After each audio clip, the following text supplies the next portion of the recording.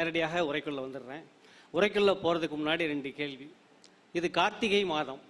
ஏன் இந்த மாதம் 30 நாளும் நம்ம வீட்டு வாசலில் விளக்கு ஏற்றி வைக்கிறோம்? இது கேள்வி 1. 2வது கேள்வி, ஏன் எல்லா ஊர் பழைய பஸ் ஸ்டாண்டுலேயும் எப்போ பார்த்தாலும் 4 மாடு படுத்துருக்குது? நம்ம எவ்வளோ விரட்டி விட்டாலும் திரும்ப திரும்ப பழைய பஸ் ஸ்டாண்ட்லேயே வந்து 4 மாடு படுக்கும். இது 2வது கேள்வி. இந்த 2 கேள்விக்கும் நான் பேச இருக்கிற பண்பாட்டு அறிவுங்கிற உரைக்கும் தொடர்பு இருக்குது. பண்பாடுனா என்ன சார்? மேலோட்டமாக சொல்லுவோம் நாகரிகம் அப்படிம்போம். நாகரிகம்னா என்ன சார்? நாகரிகம்னா நல்லா நீட்டாக ட்ரெஸ் பண்ணி நல்லா இருக்கிறது அப்படின்னு சொல்லுவோம்.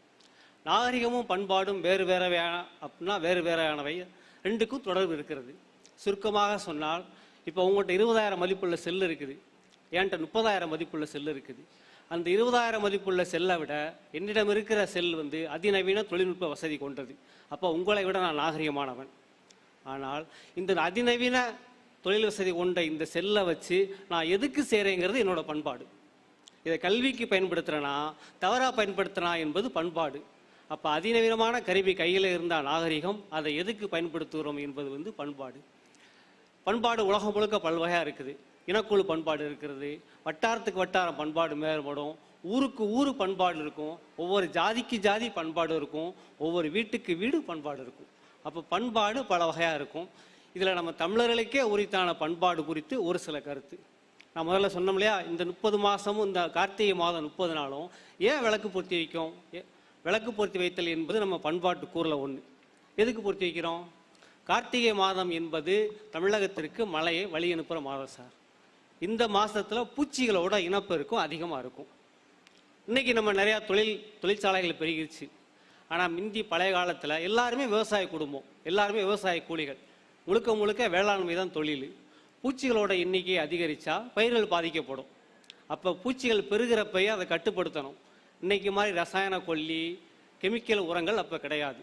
அப்போ நம்ம ஆள் என்ன பண்ணியிருக்கான், ஒரு இயற்கையை வச்சு இன்னொரு இயற்கையை கட்டுப்படுத்துகிறான். கார்த்திகை மாதம் 30 நாளும் நீங்கள் விளக்கு பொருத்தி வச்சிங்கன்னா புதுசாக பிறக்கிற விட்டில் பூச்சி எல்லாம் அதில் வந்து விழுந்து மடிஞ்சு போயிடும். அப்போ பூச்சிகளோட எண்ணிக்கை தானாக குறையும், வேளாண்மை பாதிக்கப்படும். அதற்காகத்தான் கார்த்திகை மாதம் 30 நாளும் நம்மால் விளக்கு பொருத்தி வச்சிருக்கிறான். இது நம்ம பண்பாட்டு கூறு.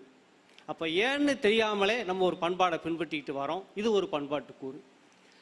நீங்கள் கிராமத்தில் இருக்க பெரியவங்கள்ட்ட கேட்டால் சொல்லுவாங்க, இப்போ சில பெரியவங்களுக்கு தெரியும், இதே கார்த்திகை மாதத்தில் வீட்டு வாசலில் மட்டும் இல்லை சார், குப்பை கிடங்குக்கு நம்ம வந்து பூஜை பண்ணுவோம். இங்கே இருக்க பெரியாளுக்கு தெரியும், குப்பநாச்சியார் பூஜைன்னு சொல்லுவாங்க. எதுக்கு சார் குப்பை கிடங்குக்கு எதுக்கு தீபாரணை காட்டணும்? தீபாரணை என்பது சாமிக்கு மட்டும்தானே காட்டணும், ஏன் குப்பைக்கு காட்டணும்? அது நம்ம பண்பாட்டு கூறில் ஒன்று. இன்றைக்கி நம்ம வீட்டில் வர குப்பைகளெல்லாம் கேரி பேக்கில் போட்டு கெட்டி தூய்மை பணியாளர்கிட்ட கொடுத்து விட்டுறோம். உங்கள் சின்ன வயசுக்கு போய் பாருங்கள், எல்லா தெருவுலேயும் ஏதாவது பெரிய கிடங்கு இருக்கும், அதுக்கு பேர் உரக்கிடங்குன்னு பேர். அந்த கிடங்குல தான் அந்தந்த தெருவில் சேர்ந்த வீடுகளில் சேர்ந்த குப்பையை போடுவோம். அன்னைக்கு வந்து மக்காத குப்பை கிடையாது, நெகிழி கிடையாது, எல்லாமே மக்கிற குப்பை தான். காய்கறி, சாம்பல், வைக்கல், மாட்டுச்சாணம், இப்படி எல்லா குப்பையும் அந்த குப்பை குழிகளை நம்ம போடுவோம் சார். அது மெல்ல போட்டு போட்டு பெரும்பாலும் அது யார் மாடு வச்சுருக்கிறாங்களோ அவங்க வீட்டுக்கு முன்னாடியோ பின்னாடியோ இருக்கும்.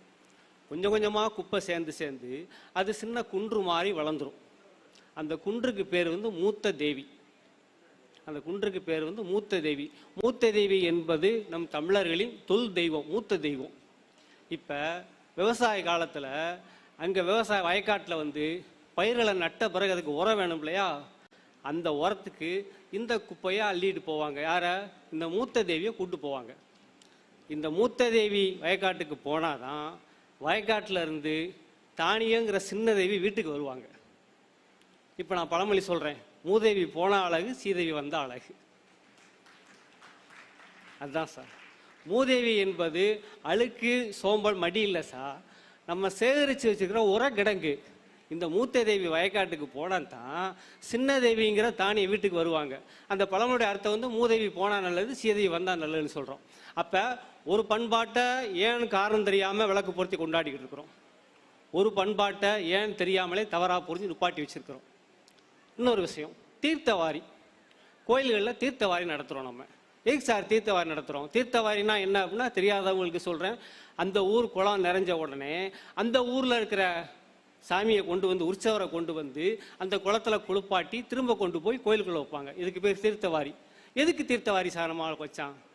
ஏன் அப்படின்னா உண்மையிலே தீர்த்தவாரி என்பது எங்கே நடக்கணும்னா கடமடை பகுதி ஏதோ அங்கே தான் தீர்த்தவாரி நடக்கணும். கடைமடைனா 6 மேற்கு உற்பத்தியாகி ஓடி கடலில் கிடக்குது இல்லையா, கடலில் எந்த இடத்துல கலக்குதோ அந்த இடத்துல எந்த ஊர் இருக்கோ அந்த ஊரில் எந்த சாமி இருக்கோ அந்த சாமிக்கு தான் தீர்த்தவாரி நடத்தணும். ஏன் சார் நடத்துகிறோம் அப்படின்னா இன்னைக்கு இருக்கிற மாதிரி தகவல் தொடர்பு சாதனங்கள் அன்னைக்கு கிடையாது. அப்போ செய்தி போகணும். என்ன செய்தி போகணும்? மேம்படக்காரனுக்கெல்லாம் செய்தி போகணும். என்ன செய்தி போகணும்? எங்கள் ஊர் குளம் நிறைஞ்சிருச்சு, நீங்கள் உங்கள் ஊரில் கம்மாயை அடைச்சிடலான்னு செய்தி போகணும் அவனுக்கு. அந்த செய்தி போகிறதுக்கு தீர்த்தவாரி திருவிழா.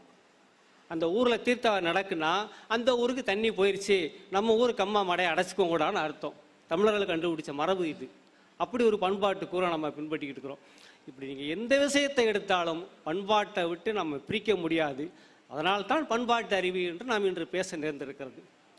இன்னொரு விஷயம், எப்போ நவீன சிந்தனை வளர வளர புதிய புதிய கருவிகள் வளர வளர ஒரு பண்பாடு காலியாகும், புதிய பண்பாடு உள்ளே வரும்.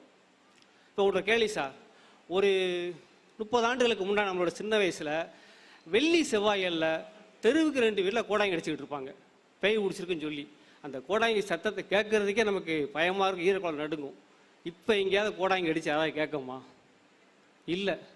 ஏன்? எல்லா பேயும் செத்து போச்சு சார். எப்படி செத்தது? கோடாங்கி அடிச்சே சாவஷ்டமா?